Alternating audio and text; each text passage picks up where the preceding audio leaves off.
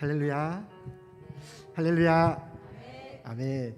대림절 둘째 주일 예배로 우리 하나님께 찬양하며 예배 드릴 텐데, 우리 오늘 또 동일하게 변함없이 하나님을 예배하러 온 우리 성도님들 주님의 이름으로 사랑하고 환영합니다. 우리 좌우 옆 그리고 앞뒤로 주님의 이름으로 사랑하고 축복합니다. 이렇게 인사하도록 하겠습니다. 주님의 이름으로 사랑하고 축복합니다. 네, 다시 한번 할 때 이번에는 활짝 웃어주셔야 되세요. 그냥 입으로만 말씀으로만 하면 안 되고요. 다시 한번 인사하도록 하겠습니다. 주님의 이름으로 사랑하고 축복합니다. 아멘. 우리 이 시간에 이 찬양을 하길 원합니다. 새로운 찬양인 것 같아요. 주님은 신실하고라는 찬양을 할 건데요. 정말 신실하신 하나님, 우리를 향한 변함없는 사랑으로 우리와 함께 하신 하나님, 우리 이 시간에 목소리 높여서 찬양하도록 하겠습니다.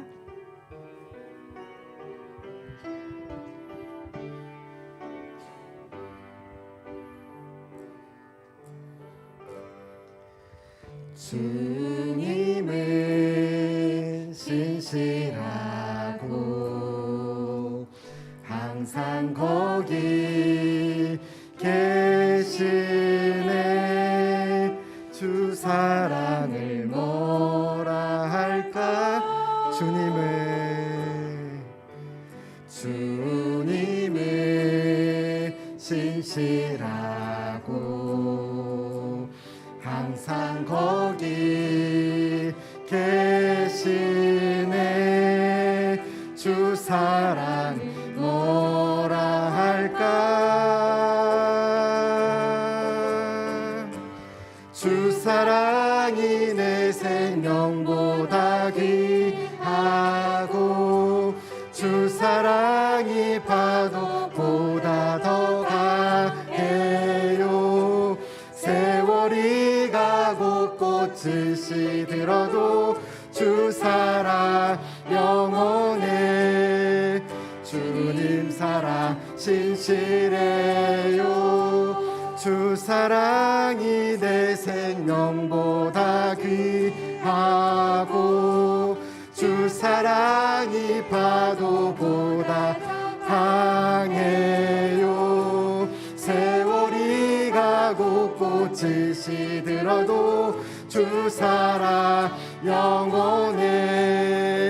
주님 사랑 신실해요. 주님은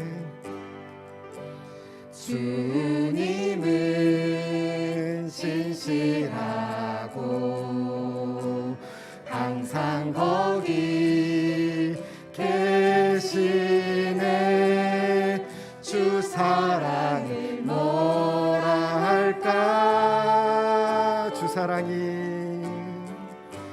주 사랑이 내 생명보다 귀하고 주 사랑이 파도보다 더 강해요. 세월이 가고 꽃이 시들어도 주 사랑 영원해. 주님 사랑 신실해. 주 사랑이 내 생명보다 귀하고 주 사랑이 파도보다 더 강해요. 세월이 가고 꽃이 시들어도 주 사랑 영원해. 주님 사랑 우리 마지막으로 주 사랑이 내 생명보다 귀하고 주 사랑이 파도보다 더 강해요. 세월이 가고 꽃이 시들어도 주 사랑 영원해. 주님 사랑 신실해요.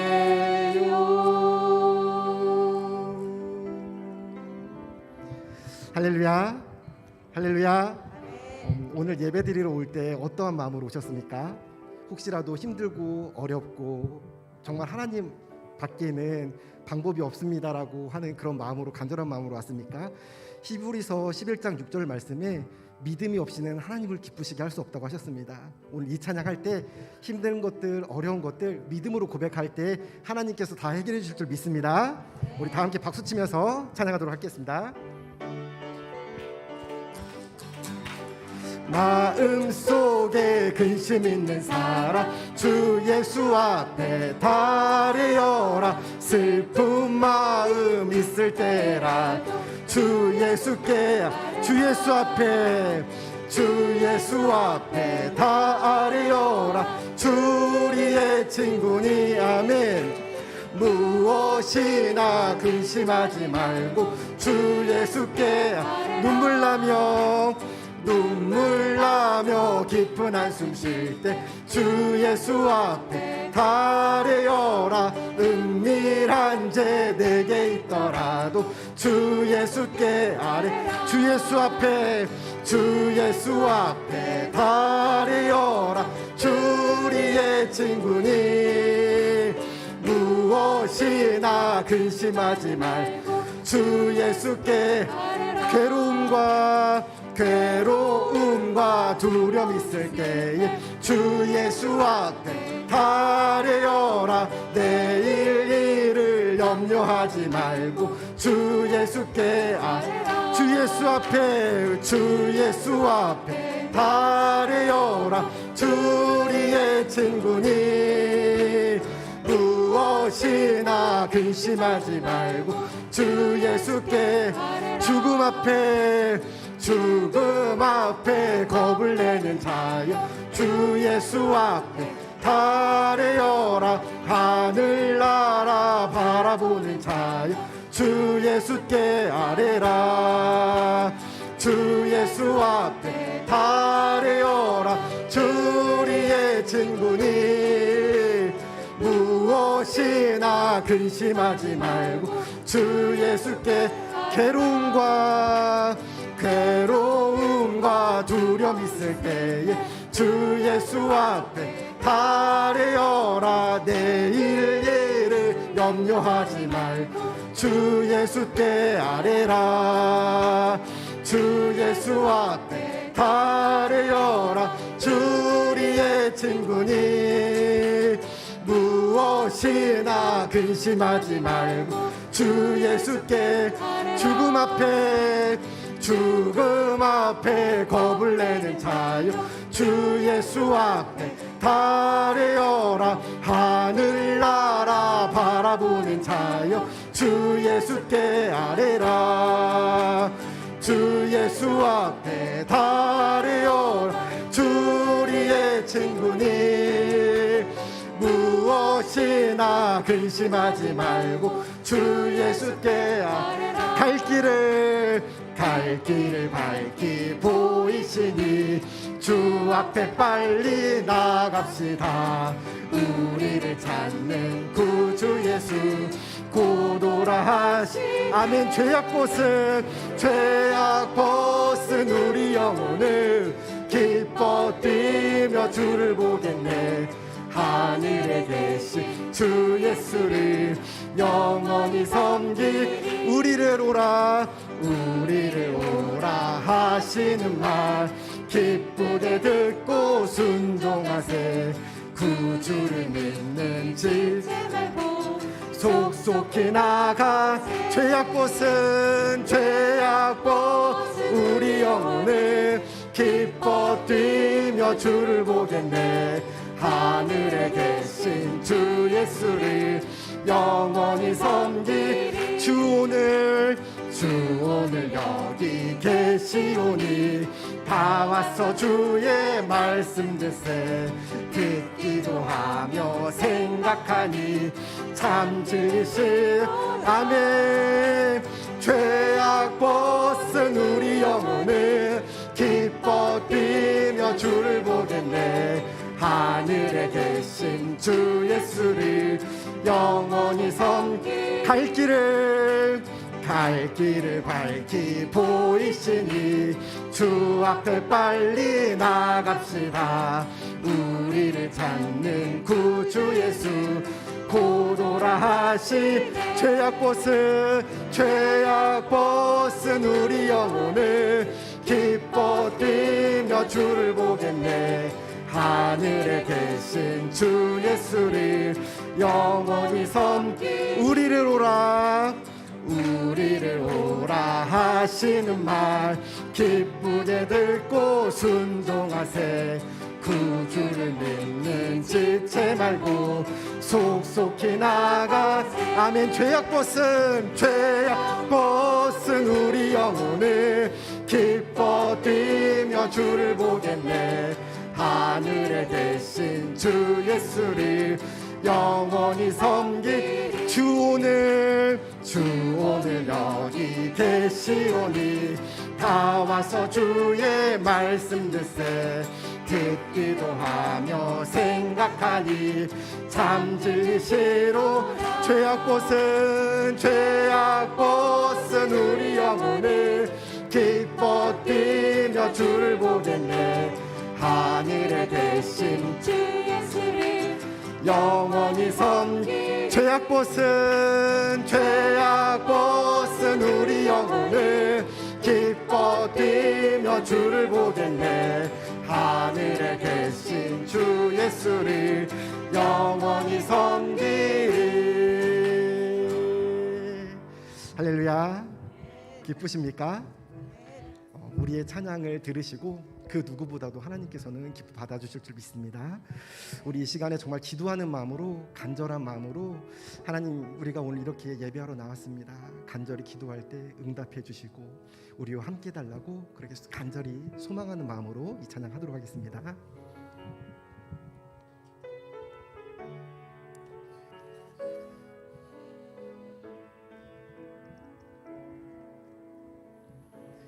나의 기도하는 것보다 더욱 응답하실 하나님, 나의 생각하는 것보다 더욱 이루시는 하나님, 우리 가운데 역사하신 능력대로 우리들의 간구함을 넘치도록 능히 하실 주님께 모든 영광과 존귀 찬양과 경배를 돌릴지어다. 모든 영광과 존귀 찬양과 경배를 돌릴지어다.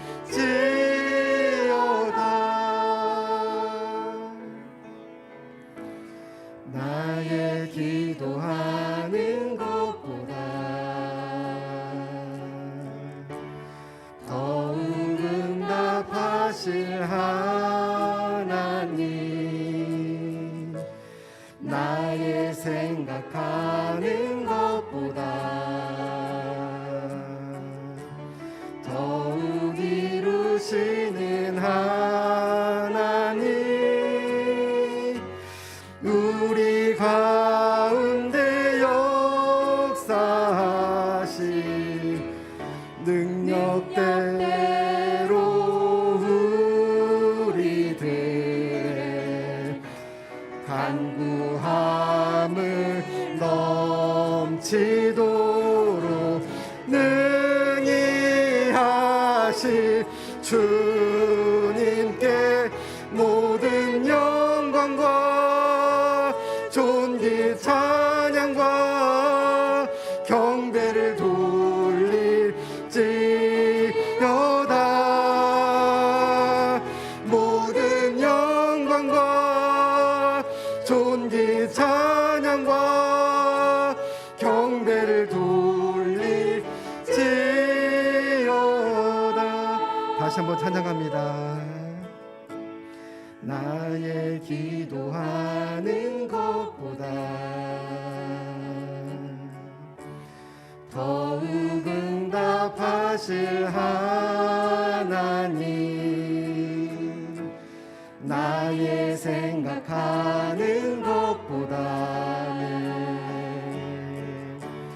더욱 이루시는 하나님, 우리 가운데 역사하실 능력대로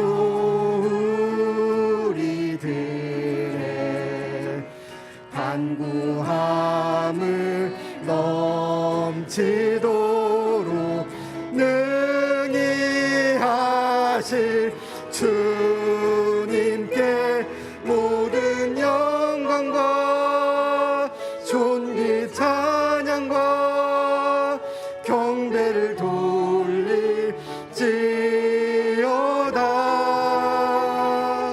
모든 영광과 존귀 찬양과 경배를 돌릴지. 모든 영광과 모든 영광과 존귀 찬양과 경배를 돌릴지어다. 모든 영광과 존귀 찬양과 경배를 돌릴지어다.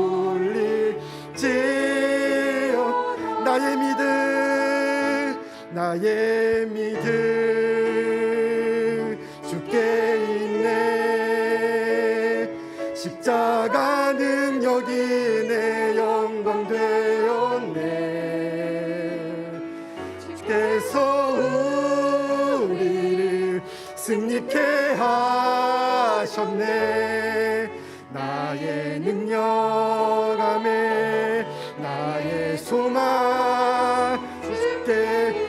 나의 믿음 주님께 있습니다. 나의 믿음 안에 주께 있네. 십자가 능력이 내 영광 되었네. 주께서 우리를 승리케 하셨네. 나의 능력, 나의 소망 주. 우리 마지막으로 고백합니다. 나의 믿음, 나의 믿음 주께 있네. 십자가 능력이 내 영광 되었네. 주께서 우리를 승리케 하셨네. 나의 능력함에 나의 소망 주께 있네. 우리 이렇게 오늘 기도하도록 하겠습니다. 하나님, 대림절 아기 예수님의 다시 오실 그것을, 그날을 기다리며 우리가 기다리며 기도하며 소망을 갖고 기도하며 나아갑니다. 하나님, 속히 오시고 우리가 기도하는 가운데 소망을 가지며 나갈 수 있게 해달라고. 그리고 오늘 말씀을 전하실 우리 김장선 목사님 위하여 기도하며 나갈 때 하나님, 그 말씀을 통하여 나의 삶이 변화받을 수 있는 귀한 말씀이 될 수 있게 해달라고. 우리 주님의 이름 3번 부르고 우리 다 함께 뜨겁게 기도하도록 하겠습니다. 주여,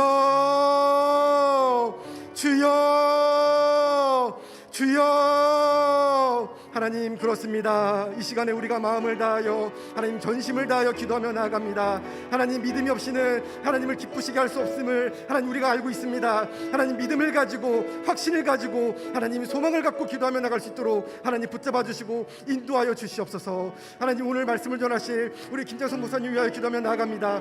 영육간의 강건함으로 붙잡아 주시고 선포되어지는 그 말씀 가운데 성령님 함께하여 주셔서 우리가 그 말씀을 통하여 우리의 삶이 변화받을 수 있는 귀한 말씀이 될 수 있도록 인도하여 주시옵소서.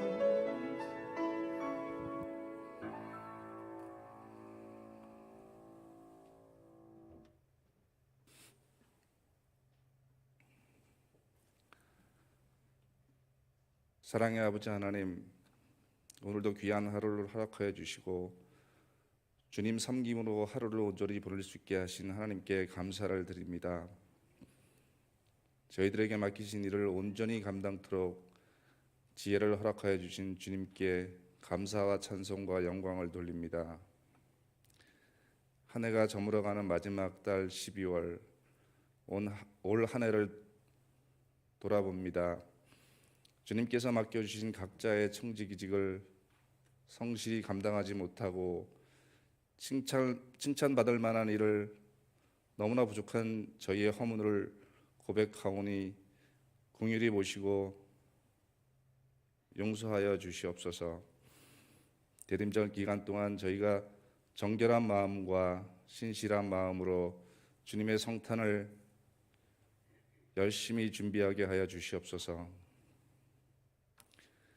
교회의 머리가 되시는 주님, 이 어렵고 혼란한 시기에 교회와 성도가 감당해야 될 사명과 역할을 잘 감당하도록 지혜와 순종하는 마음을 허락하여 주시고 세상의 빛과 소금의 역할을 잘 감당하고 말씀과 찬송과 기도가 언제나 충만하여 선한 이웃으로 세상에 가깝게 다가가 그들과 함께하는 교회가 되게 하여 주시옵소서. 그리하여 30배, 60배, 100배 부흥하고 발전하는 결실을 맺을 수 있는 수유동교회가 될 수 있도록 큰 은혜 내려 주시옵소서. 주님의 몸된 교회를 위하여 몸을 드리고 마음을 들여 봉사하는 손길들이 있습니다. 특별히 주님이 주신 귀한 직분을 순종과 감사함으로 감당하기를 원하는 성도들에게 지혜와 능력을 더하여 주셔서 맡은 바 직분을 잘 감당할 수 있도록 인도하여 주시옵고 그들의 수고에 주님께서 크신 축복으로 베풀어 주시기를 간절히 소망합니다. 참으로 어렵고도 힘든 시기에 우리의 영적 지도자로 하늘의 양식을 풍성하게 공급하여 주신 담임 목사님과 부목사님 이하 모든 교육자들에게도 함께 하셔서 성령의 기름 부음이 차고도 넘치게 하여 주시옵소서. 건강하고 영성이 차고 넘치는 목회를 잘 감당할 수 있도록 힘과 능력과 지혜를 더하여 주시옵소서. 대면과 비대면으로 예배를 통해 말씀을 듣는 모든 심령들의 마음밭에 살아계신 하나님의 말씀이 뿌리 내려 일용할 양식을 매일 공급받게 하여 하옵소서. 교회와 예배를 위해 수고하는 모든 손길 위에도 동일한 은혜가 충만하게 하옵소서. 이 모든 말씀 예수님의 이름으로 간절히 기도드립니다.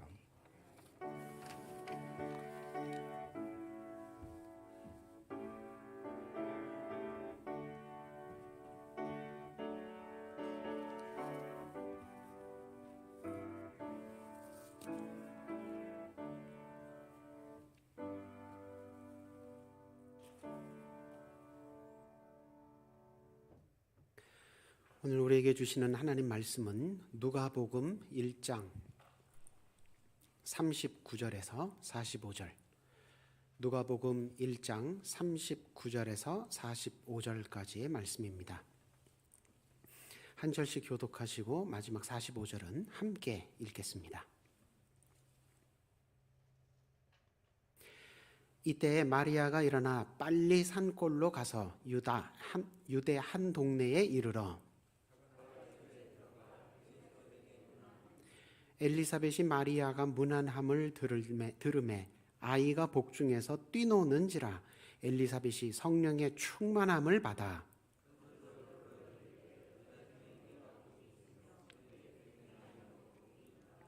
내 주의 어머니가 내게 나오니 이 어찌 된 일인가.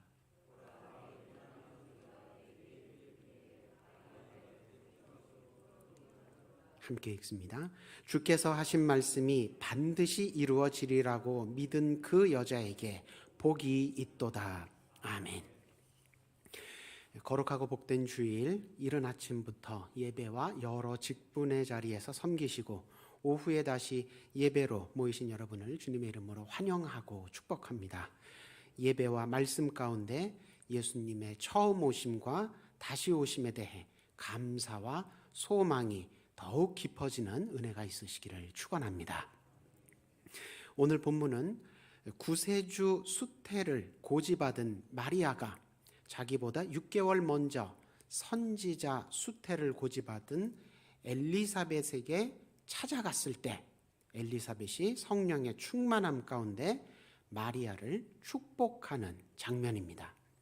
엘리사벳은 본래 선지자도 아니고 제사장도 아니었지만 이때만큼은 구약의 어떤 선지자에 비해도 손색이 없을 만큼 담대하게 증언과 찬양과 예언의 말씀을 전합니다.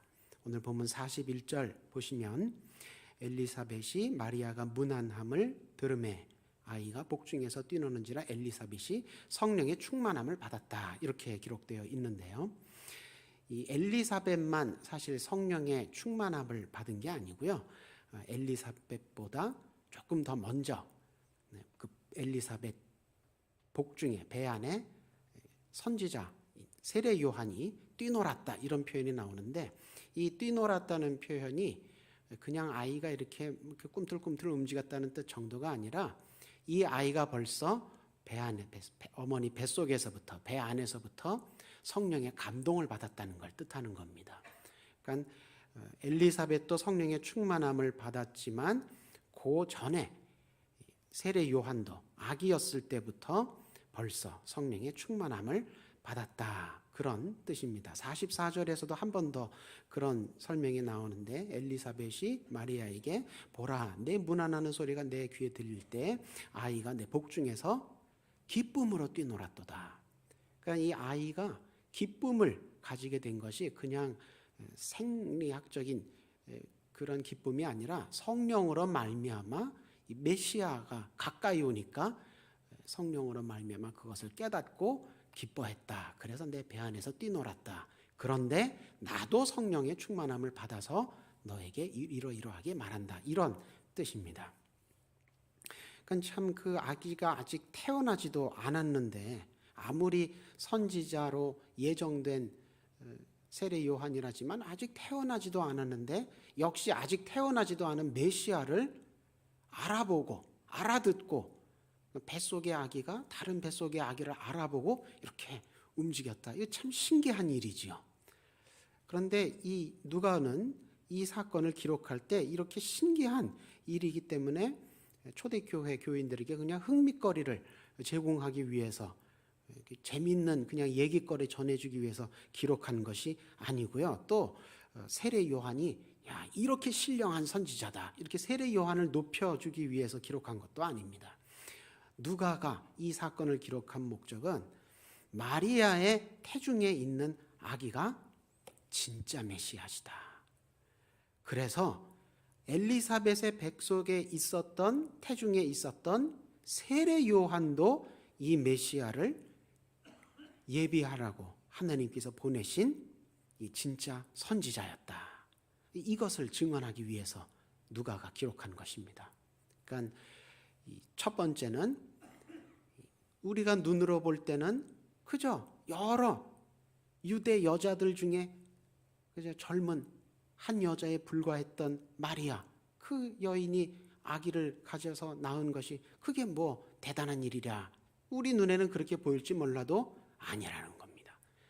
정말로 약속대로 오신 메시아인데 그 당시 많은 사람들이 예수님보다 6개월 먼저 더 유명하게 알고 있었던 그 세례 요한이 어머니 태중에 있을 때부터 이 메시아를 알아봤다. 그러니 이 메시아도 진짜 메시아시고 이 세례 요한도 여러분이 아는 바와 같이 진짜 선지자였다. 이걸 강조하고 이걸 증언하기 위해서 이 기사를 기록했다는 것입니다. 42절에서 엘리사벳은 마리아에게도 또 그 마리아의 복중에 있는 아기를 향해서도 복되다, 그렇게 겹으로 복이 있다고 축복을 합니다. 큰 소리로 불러 이르되 여자 중에 내가 마리아 내가 복이 있으며 내 태중의 아이도 복이 있다. 엄마도 복이 있고 아기도 복이 있다. 복 있다, 복 있다, 겹으로 복 있다. 하나님의 복을 아주 크게 받았다. 그런 축복의 얘기를 하는데 그냥 말하는 게 아니라 42절 어떻게 시작됩니까? 큰 소리로 그렇게 말했다. 그러니까 여기서 큰 소리로 그렇게 말했다는 것도 이 소리의 크기가 컸다는 뜻이 아니라기보다는 그게 요점이 아니고 엘리사벳이 이 담아둘 수 없어서 이 엄마도 복되고 이 아기도 복되다는 것을 이 생각 속에 마음 속에 담아둘 수 없어서 이 축복의 메시지가 터져 나왔다는 겁니다. 진심에서 우러나왔다는 겁니다. 이 복되다는 말도 그냥 남들보다 조금 더 잘 됐다, 그래서 좀 부럽다, 이런 개인적인 어떤 감상을 표현하는 게 아니고 여기서 복되다는 것은 하나님의 계획하심, 하나님의 택하심이 이 엄마와 이 아기를 통해 드디어 성취되었다, 그런 뜻입니다. 그리고 나서 이제 오늘 본문 이 1장 39절에서 45절 엘리사벳의 축복, 이 본문에서 가장 중요하면서 동시에 가장 위험한 표현이 나옵니다. 가장 중요한 발언이면서 가장 위험한 발언, 43절에 나옵니다. 어떤 표현이냐? 내 주의 어머니가 내게 나오니 이 어찌된 일인가? 이렇게 얘기를 하는데 여기에서 가장 중요하면서 동시에 가장 위험한 표현이 바로 내 주의 어머니, 내 주님의 어머니, 이 표현입니다. 이게 왜 가장 중요하면서 위험하냐면 여기 그 주님이라고 우리말로 번역된 이 단어는 헬란말 원문으로는 퀴리오스라는 단어인데 이 단어는 서양에서는 알렉산더 대왕 때부터 왕을 부를 때 쓰던 표현입니다. 그러니까 알렉산더 대왕도 헬란말로는 그 임금을 백성들이나 또는 다른 사람들이 그 왕을 상대로 건방지게 알렉산더여 이렇게 못 부르지요. 이름이 있지만 이름을 못 부르고 뭐라고 부르느냐? 퀴리오스, 주님, 이렇게 불렀다는 거예요. 그래서 그 알렉산더 대왕 이후로는 왕들이 다 야, 너도 내 아버지처럼 나를 퀴리오스라고 불러라. 야, 너도 우리 할아버지처럼 나를 주님이라고 불러라. 그렇게 해서 알렉산더 대왕 이후로는 서양에서는 왕을 부를 때 이 단어를 썼습니다. 알렉산더 제국 시대가 지나가고 로마 시대가 됐지만 역시 로마의 황제들도 이 단어로 나를 부르라고 그렇게 지칭을 하라고 시켰습니다. 그래서 서양에서는 이 퀴리오스, 주님이라는 말은 왕을 부를 때 쓰는 표현입니다. 유대인들은 하나님을 또 부를 때 하나님의 이름 여호와라는 이름을 직접 사용하지 않았습니다. 하나님의 그 귀하신 이름을 어떻게 입에 함부로 담느냐? 그럼 불경하다. 그래서 기도할 때도 여호와라는 이름은 쓰지 아니하고 주님이라고 불렀습니다. 히브리어로는 아도나이. 이 말을 헬란말로 번역한 게 그게 또 퀴리오스입니다. 그러니까 유대인들에게 있어서도 누군가를 주님이라고 부르는 것은 아무나 그렇게 퀴리오스라고 주님이라고 부르는 게 아니라 하나님을 부를 때 쓰는 표현이었습니다. 그래서 신약 시대에 누군가를 주님이라고 부르면 로마 사람들이나 이방인들이 그 말을 들으면 지금 저 사람이 황제를 부르는구나 이렇게 생각하고 유대인들은 누군가가 주님 이렇게 부르면 지금 저 사람이 하나님을 부르면서 기도하나 보다 이렇게 알아듣습니다. 근데 오늘 본문 보니까 43절 보니까 엘리사벳이 마리아의 아기를 향해서 주님이라고 불렀습니다. 그것도 큰 소리로 불렀습니다.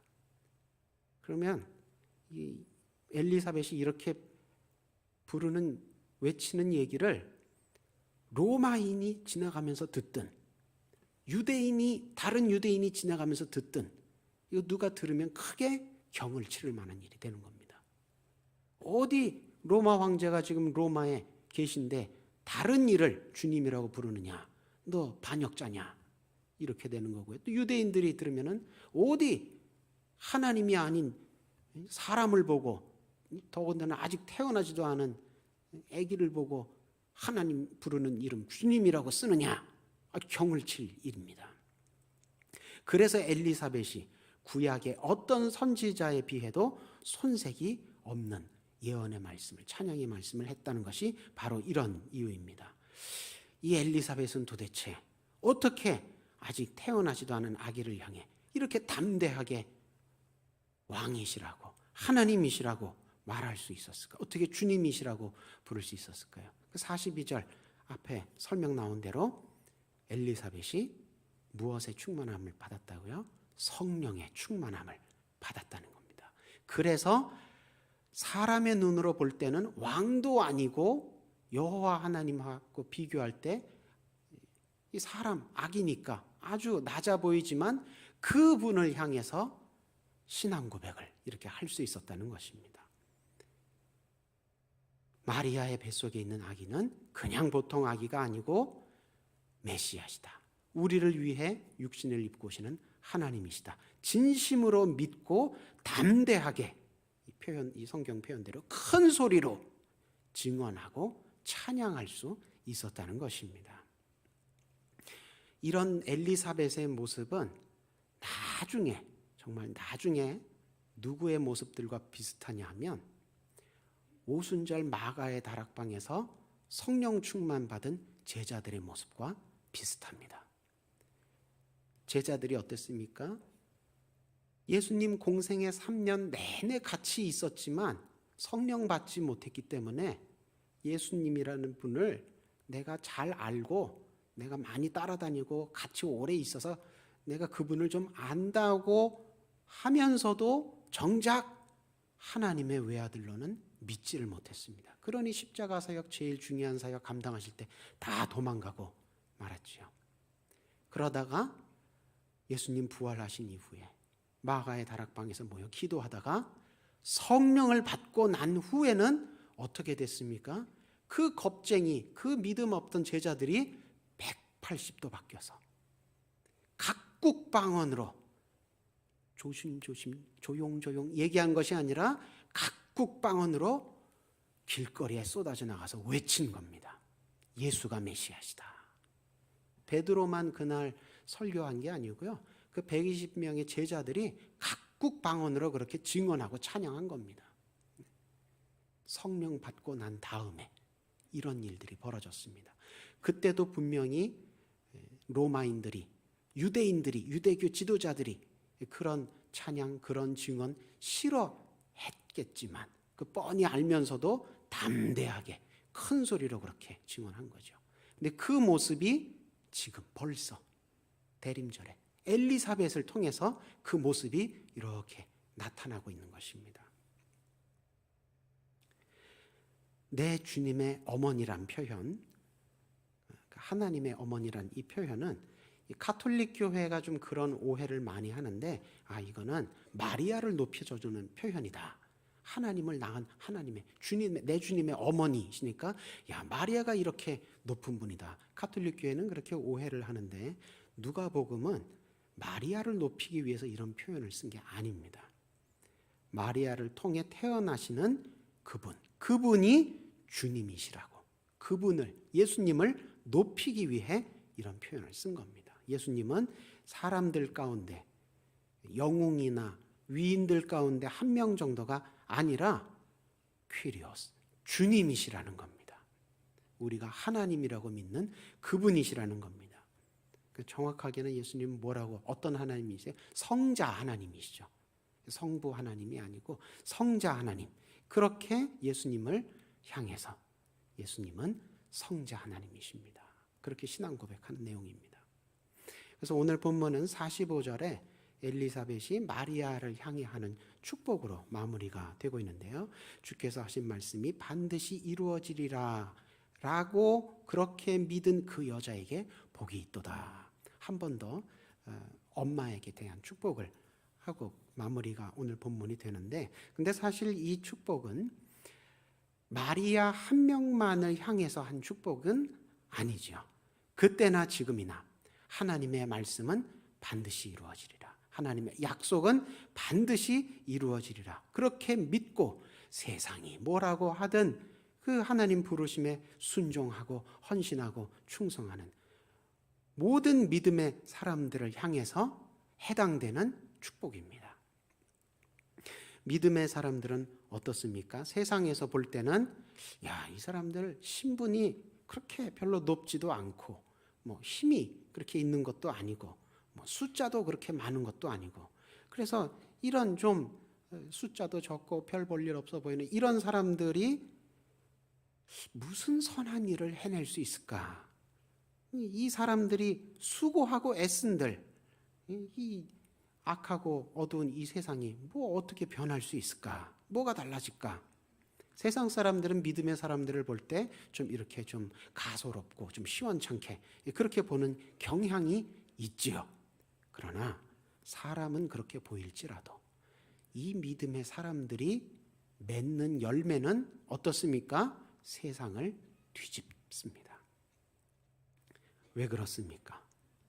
사람은 약할지라도, 사람은 좀 못났을지라도 이 사람들을 불러서 쓰시는 하나님이 전지전능하시기 때문입니다.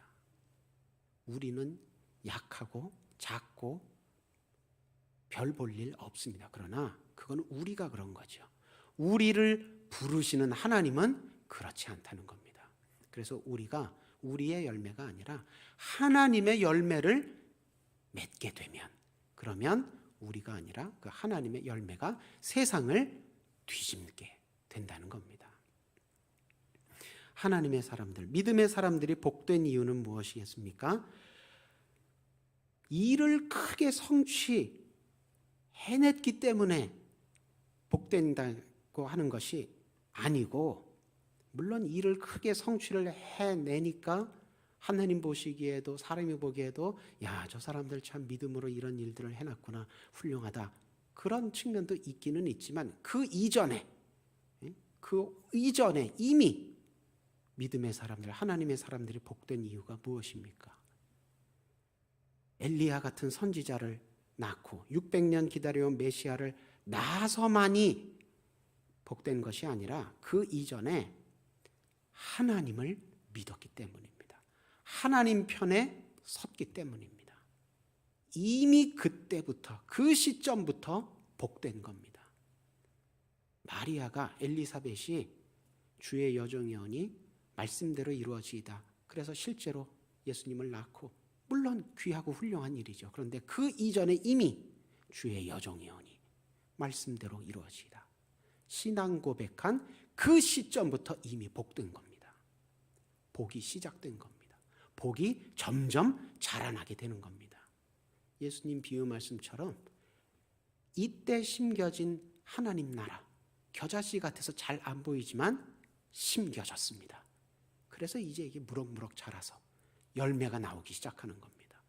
아기 예수님이 태어나시고, 그 아기 예수님이 장성하시고, 공생에 시작하시고, 십자가 감당하시고, 부활하시고, 승천하시고, 다시 오시고, 어마어마하게 크게 자랍니다. 이 하나님의 나라, 겨자씨 같던 그 하나님 나라가 심기워진 그 순간부터 복된 겁니다. 다 끝나서 복된 것이 아니고 이때부터 복된 것입니다. 우리는 지금 2022번째 대림절을 맞이하고 있는데요, 우리에게도 마찬가지입니다. 우리가 처녀의 몸으로 아기를 낳는 이런 기적, 우리 일생에 체험해 본 적이 없습니다. 저도 사역자이지만 제가 엘리야 같은 신명과 능력으로 목회를 하면 저도 좋겠는데 그런 적이 없습니다. 다 하나님께서 사용하시는 정도로 그냥 붙들려서 쓰는 정도지, 많은 성도들이 마리아처럼, 세례 요한처럼 그렇게 신앙생활은 잘 못합니다. 우리가 그래서 전도하고 변화시켜야 할 세상과 비교해 보면 어떻습니까? 우리가 세상보다 지혜가 더 앞서는 것도 아니고, 능력이 더 뛰어난 것도 아니고, 우리가 세상을 압도할 만큼 숫자가 더 많은 것도 아니죠. 세상보다 작고 약하고 오히려 세상보다 뒤처질 때가 더 많은 것이 사실 우리의 현실입니다. 그래서 세상은커녕 나와 가장 가까이 있는 가족조차도 우리 소원대로 잘 전도하지 못하고 변화시키지 못하는 게, 그게 우리의 현실, 우리의 역부족입니다. 그러나 우리도 이 첫 번째 대림절 때 엘리사벳처럼, 첫 번째 대림절 때 마리아처럼 하나님의 부르심을 우리도 받았습니다. 하나님의 택하심을 우리도 받았습니다. 겨자씨 같아서 잘 보이지 않아도 하나님의 복이 우리에게도 심겨져 있는 것입니다. 그러므로 우리도 엘리사벳처럼, 마리아처럼 하나님의 말씀은, 하나님의 약속은 반드시 이루어질 줄 믿고 하나님 편에 선다면, 그렇다면 우리도 미약하고 가진 것이 없어도 성령 안에서 순종하고 헌신하고 충성한다면, 그러면 어떻게 되겠습니까? 동일하신 하나님께서 그때처럼 오늘날도 첫 번째 대림절처럼 2022번째 대림절도 동일하게 우리를 통해 일하실 줄로 믿습니다. 우리를 통해 세상에 빛을 주시고, 우리를 통해 세상에 소금같이 맛을 내시고, 그래서 마침내 하늘의 열매, 생명의 열매, 승리와 영광의 열매를 풍성하게 맺게 해주실 줄로 믿습니다. 대림절 둘째 주간을 보내고 있는데, 말씀 안에서 성령을 따라서 우리를 위해 친외아들도 아끼지 않고 보내주신 하나님께 우리도 믿음과 감사와 찬양의 응답을 큰 소리로 진심으로 들으셔서 내 삶과 가정에, 또 우리 예배와 교회에 하늘의 복된 열매로 풍성하게 채워지는 은혜가 가득하게 되시기를 주님의 이름으로 축원합니다. 기도하겠습니다. 작고 약한 우리를 귀히 보시고 품으시고 일으키시는 주님, 말씀을 통해 작은 믿음, 작은 순종에도 큰 복과 은혜로 응답하시는 하나님의 선하심에 대해 깨닫고 결단하게 하시니 감사합니다. 말씀에 힘입어 세상에 다시 나가 사는 한 주 동안 말씀에 대한 확신 가운데, 또 성령의 감동하심과 인도하심 가운데, 또 구원에 대한 감사 감격 가운데 찬양하고 전도하며 매일매일을 작은 천국으로 살아가게 하옵소서. 이 시간 육신의 연약함으로 말미암아 하나님 앞에 기도하고 있는 환우들 위해 함께 기도하길 원합니다. 하나님, 머리부터 발끝까지 친히 안수하셔서 깨끗하게 치유되고 회복되게 하여 주옵시고, 사랑하는 마음으로 간병하며 기도하고 있는 가족들에게도 영육간에 힘이 떨어지지 아니하도록 붙들어 주옵소서. 코로나가 아직도 완전히 뿌리 뽑히지 못하고 많은 이들을 힘들게 하고 있습니다. 하나님, 이 길고 악한 질병의 그림자가 속히 떠나갈 수 있도록 하나님, 특히 기도하며 이 질병과 싸우고 있는 크리스찬 의료진들과 공무원들과 자원봉사자들 지혜와 능력으로 더욱 함께해 주셔서 끝까지 잘 싸우게 하여 주옵소서. 미얀마와 우크라이나의 악한 군대로 인하여 많은 사람들이 아직도 슬픔과 어려움 가운데 있습니다. 하나님, 하늘문을 여시고 전 세계 기도의 기도를 들으사 이 지역, 이 땅, 이 백성들 가운데도 하늘의 평화가 속히 강력하게 임하게 하여 주셔서 많은 사람들이 사람의 힘으로 능으로 이룰 수 없었던 하나님 나라의 평안이 교회가 기도함으로 말미암아 이 땅, 이 백성들 가운데 이루어졌도다. 선교의 귀한 열매들도 맺어질 수 있도록 하나님 함께하여 주옵소서. 내일부터 시작되는 한 주간의 평일에 여러 일하는 일터에서도 하나님께서 동일한 은혜로 동일한 말씀으로 늘 지키시고 함께해 주셔서 하나님의 열매로 풍성한 한 주간 지낼 수 있도록 함께하여 주옵소서. 예수님 이름으로 기도드립니다. 아멘. 교회에서 알리는 소식은 주보와 홈페이지를 참조하셔서 한 주간 기도하시면서 협력해 주시기를 부탁을 드립니다. 축도로 예배 마치겠습니다. 주 예수 그리스도의 은혜와 하나님 아버지의 사랑과 성령님의 교통하심이 예배를 마치고 다시 세상을 향해 나아가는 수유동교회 모든 성도들과 그 가정 위에 늘 함께 하시길 간절히 축원하옵나이다. 아멘.